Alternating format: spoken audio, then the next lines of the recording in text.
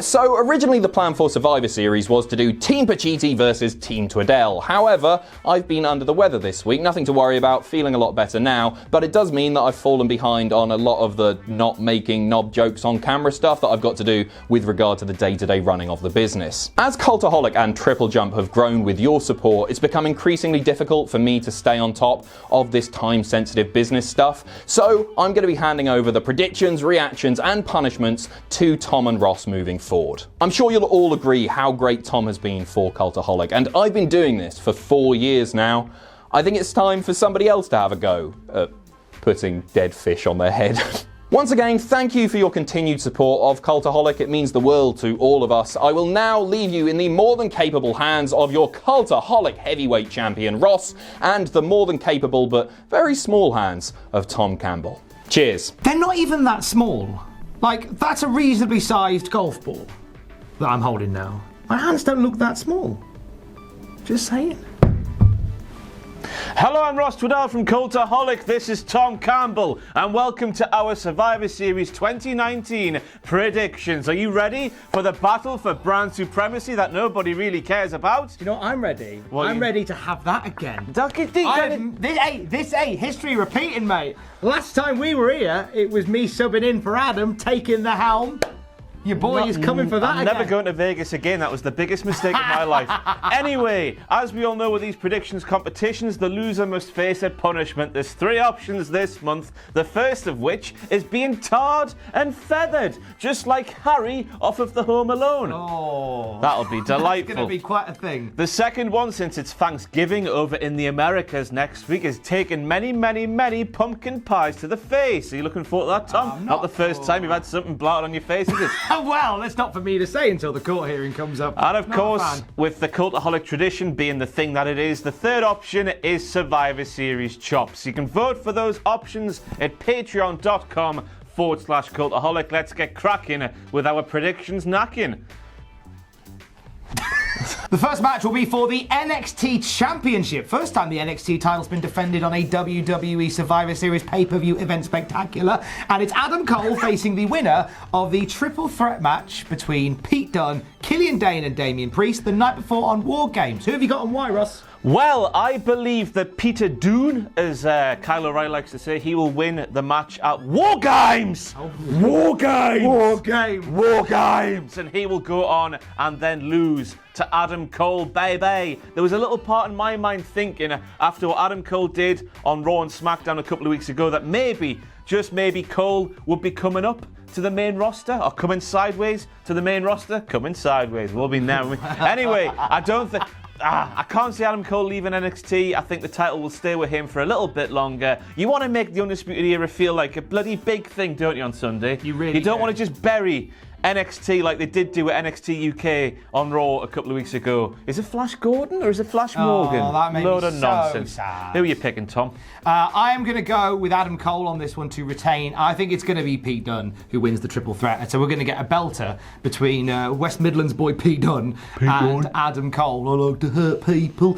Adam Cole, bye-bye. More like no, man. It's like Randy Newman, isn't he? Adam Cole to win this one. You're going to see a theme to my predictions for the night, and that theme begins with this match and this boy, Adam Cole. So next up in the first match in the battle for brand supremacy, guys! Yes, isn't it cool? We have the Raw Tag Team Champions, the Viking Raiders. We have the SmackDown Tag Team Champions, the New Day. And we have the NXT Tag Team Champions, the Undisputed Era. Tom, who are you taking and why? My pick is going to be the Undisputed Era. They were phenomenal on NXT this past week against the Revival. They're just genuinely one of the best tag teams on the planet right now, Kyle O'Reilly and Robert Fish. And I think that tonight, this particular Survivor Series night will belong to the Undisputed Era, and it will belong to NXT in this match as well. How about you, Ross? Who you got and why? I am also going for the Undisputed Era. I don't know why.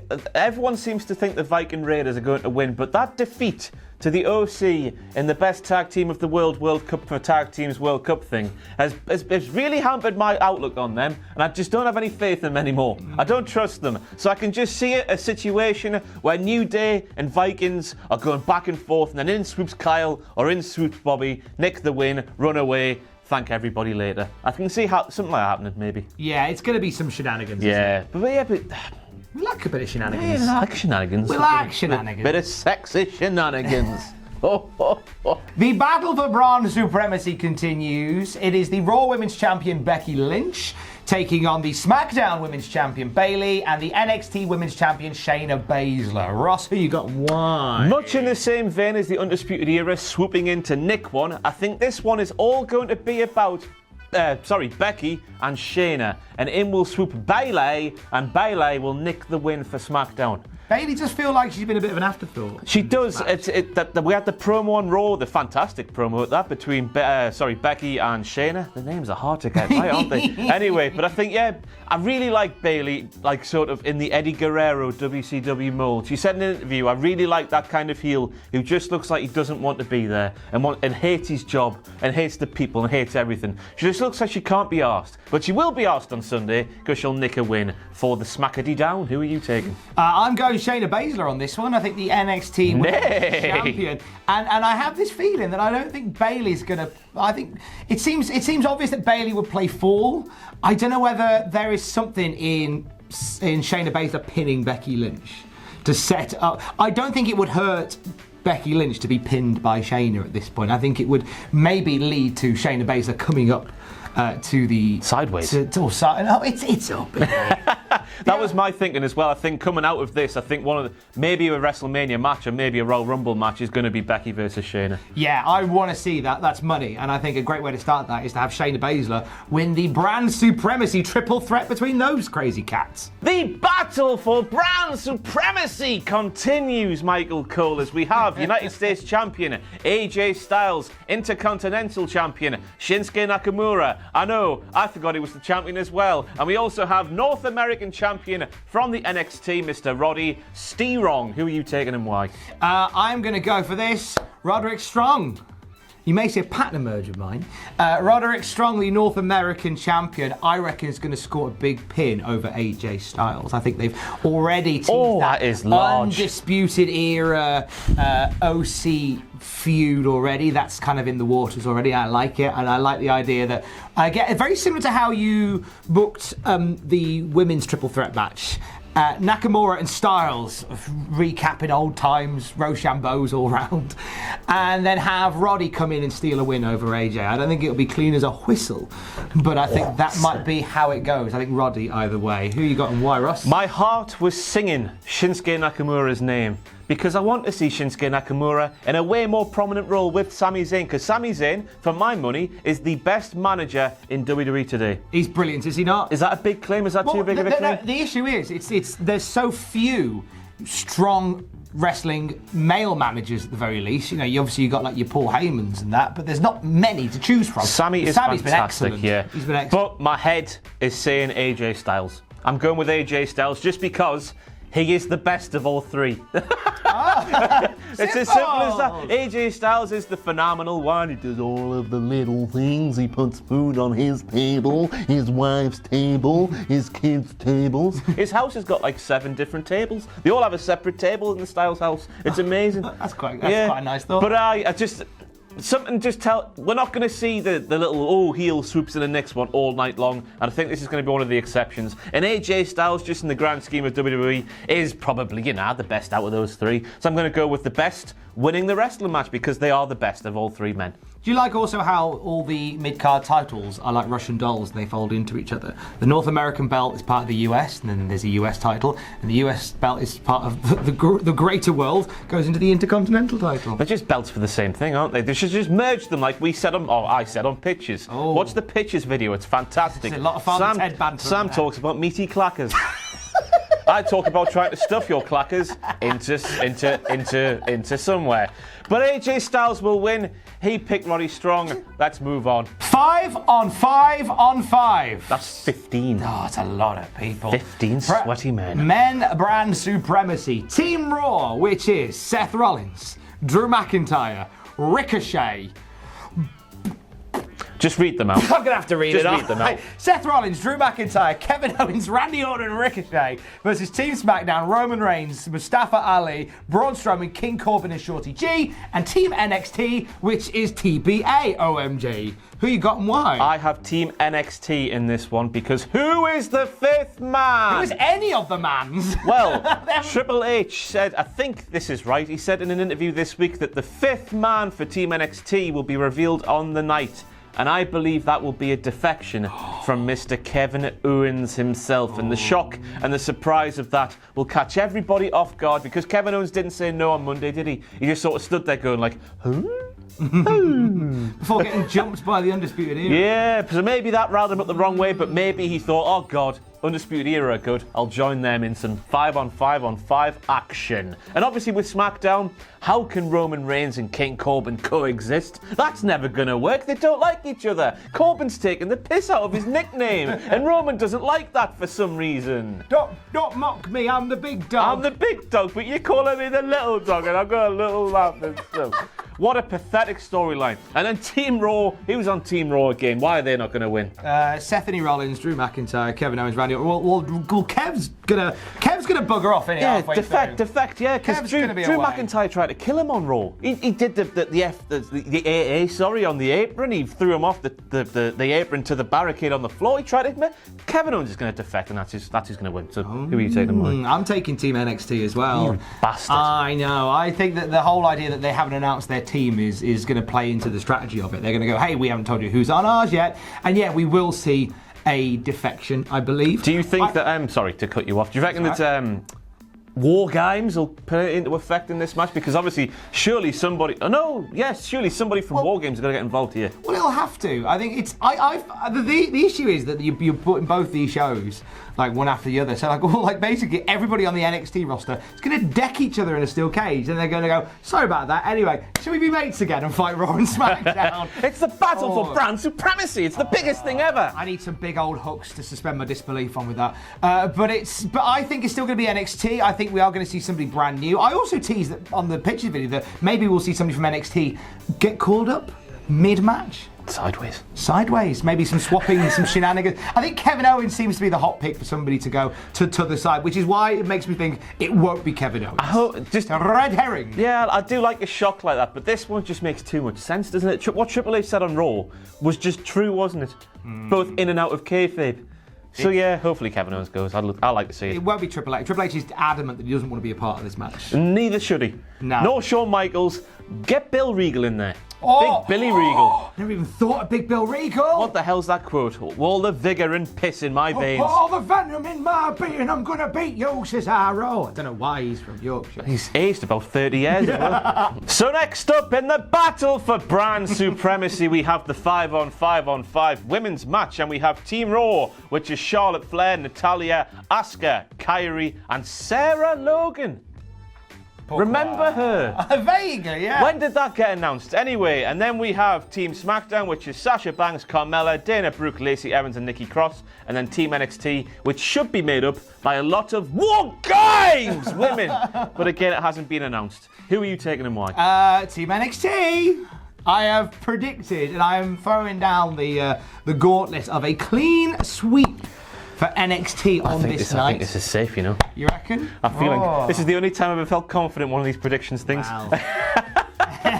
Hey, look, you're talking to the guy who predicted Dolph Ziggler beat Goldberg, so not exactly. Yeah. Elaborate further. Why are you picking them? Okay, Team NXT. I genuinely think that this night belongs to NXT. I think it's going to be a sweep across the board for every single NXT brand supremacy match, because I don't think Raw or SmackDown lose anything by losing to NXT. They still have big shows to go back to the next night, and I think I only think of it because from a business and logistical point, they want to make these guys. We've seen what the figures were for NXT this past week. The first time they've marginal though. But hey, still won. Hey, still counts. That is literally as much as they can do. I know us fans shouldn't care about the ratings, but you know that is as much as NXT can physically do. The big tease on Raw, everyone rocked up. They won by 24,000 or something. A nod is as good as a wink to a blind bat. The fact is that they won, and if they do something here where they make every single NXT guy beat the established stars, I genuinely think that will help. So I think it's going to be Team NXT once again. Who you got and why? I have Team Raw because just look at the names on that bit of paper. Charlotte Flair, Natalya, who was the greatest heart ever, completely original superstar, took part in the first ever women's match in Saudi Arabia. I'm glad you put that in there at the end. Kyrie, Asuka, and Sarah Logan.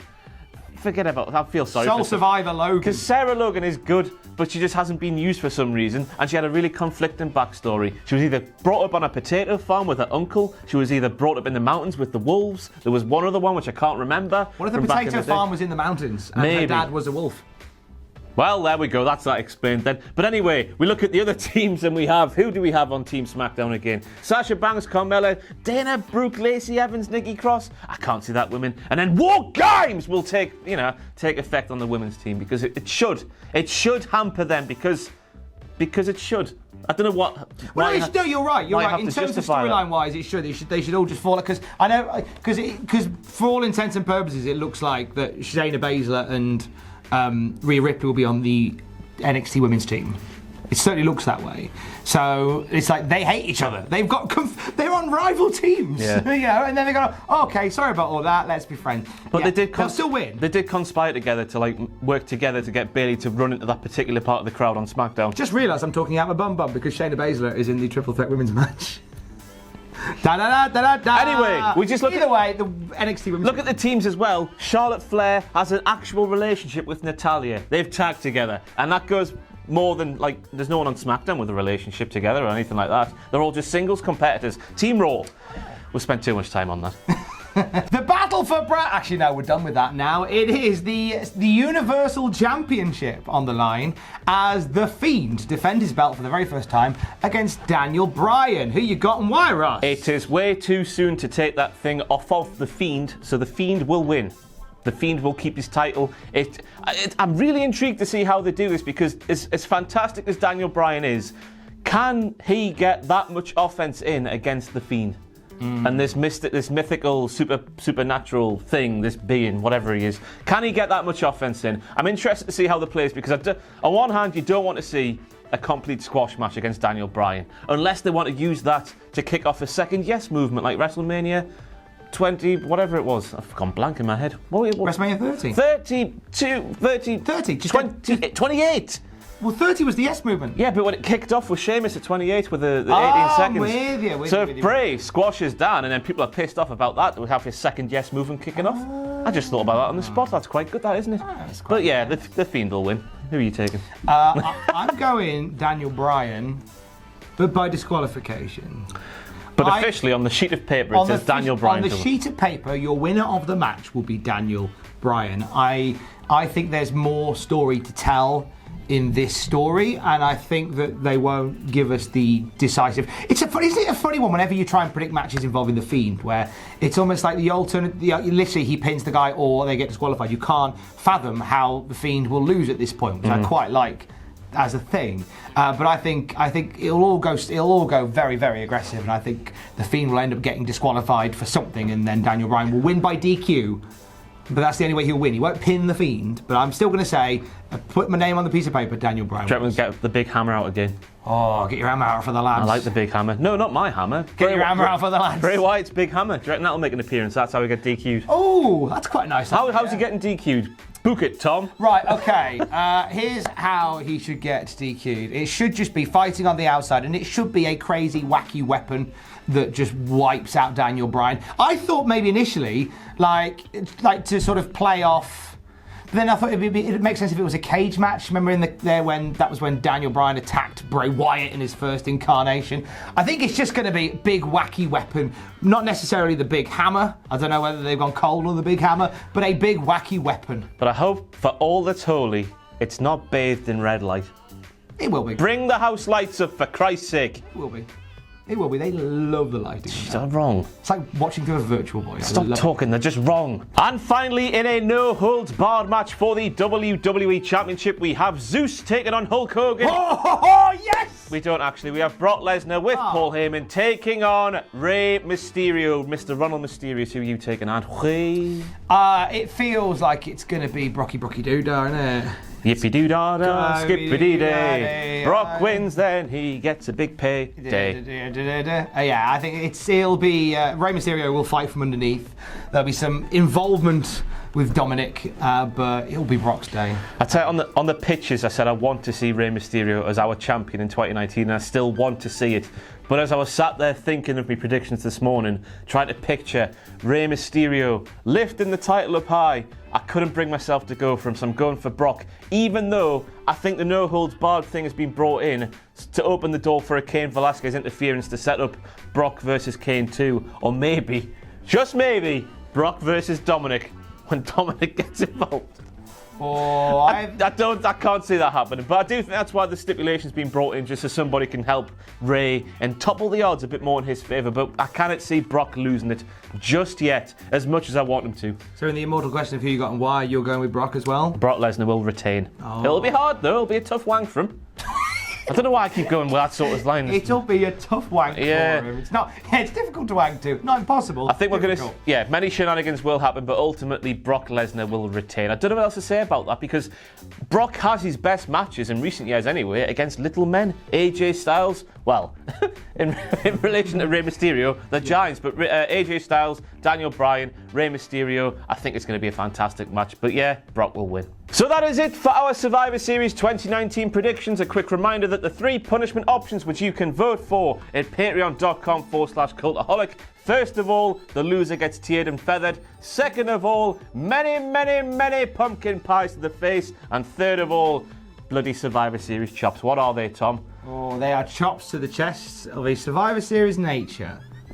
Good. Anything to say before we go? You said tiered and feathered. Did I? Yeah. Tiered videos, more of them coming tarred and feathered. Freudian slip. Tiered videos are good. We did an NXT one that made a lot of people upset. Anyway, that's besides the point. We'll see you on Monday for graded what happened at WTF moments. The reactions with us two will be edited down, released on Tuesday, probably as they normally are. You know what the score is on this channel. And we'll just see you next week. Any closing thoughts, Tom? Love you, bye. Fine. Thanks for watching. Let us know what you think in the comments below. You can follow us on Twitter at Cultaholic. You can find us on Facebook at facebook.com/Cultaholic. And if you enjoy what we do here at Cultaholic, you can play us to our Patreon page, patreon.com/Cultaholic. Hit subscribe and join us.